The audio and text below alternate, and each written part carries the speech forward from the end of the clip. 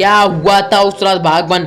जब मैंने मेरी बॉस को मेरी इस मनोदशा के बारे में बताया तो उनके पास बहुत ही सरल सा जवाब था, जाओ जाकर नए ट्रैक्स ढूंढो।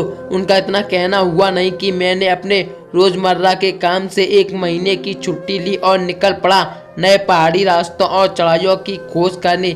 4 दिन बाद मैं हिमालय पर्वतों में पहुंच चुका था और नए रास्तों की खोज करने के लिए तैयार था। राष्ट्रीय राजमार्ग 26 से लगकर एक छोटा सा कस्बा है जिसका नाम है और मैंने अपना पहला पड़ाव यहाँ से किया। इस नए और अनजान से इलाके में अपने नए रास्ते की खोज करने की उम्मीद कर रहा था। सच कहूँ तो मेरा ये लक्ष्य मुझे इतना आसानी से हाथ आता नहीं दिख रहा था।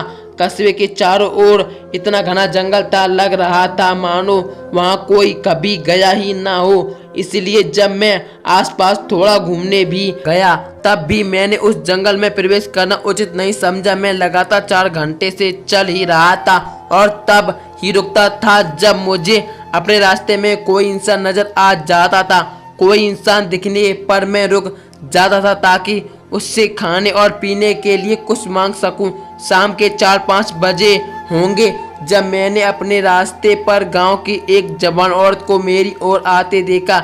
इस औरत के हाथों में कुछ नहीं था तो मैंने सोचा कि इससे तो कुछ खाने पीने की गुहार लगाना व्यर्थ होगा। मगर आश्चर्य की बात तो यह है कि पास आने पर उस औरत ने ही मुझसे पूछा कि मैं कहाँ जा रहा हूँ और मुझे कुछ खाने पीने को चाहिए या नहीं। मुझे उस औरत का यह पूछना काफ़ी प्यारा व शालीन लगा और मुझे इस बात से काफ़ी प्रसन्नता भी हुई। ऊपर से उस औरत की शुद्ध हिंदी सुनकर मैं दंग रह गया और मुझे लगा कि शायद ये औरत उत्तराखंड या भारत के उत्तरी इलाकों से ताल्लुक़ रखती है।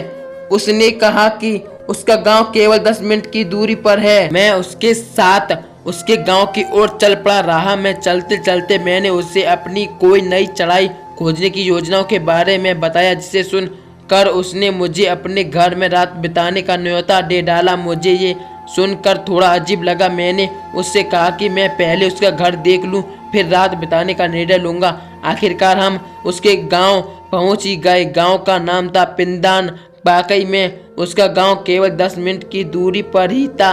सच कहूँ तो इतनी दूर दराज का गांव होते हुए भी पिंदान काफ़ी साफ सुथरा और इतना अच्छा लग रहा था कि एक बार में तो हेलो सो फ्रेंड्स, भाग 2 देखने के लिए कमेंट करें। हमारी वीडियो अच्छी लगी तो वीडियो को लाइक करें और ऐसी दिलचस्प कहानी सुनने के लिए हमारे चैनल को सब्सक्राइब करें और बेल आइकन जरूर दबाएं जिससे हमारी आने वाली हर एक वीडियो आप तक जरूर पहुंचे। Thank you so much guys, thanks you to family, bye bye, take you, धन्यवाद।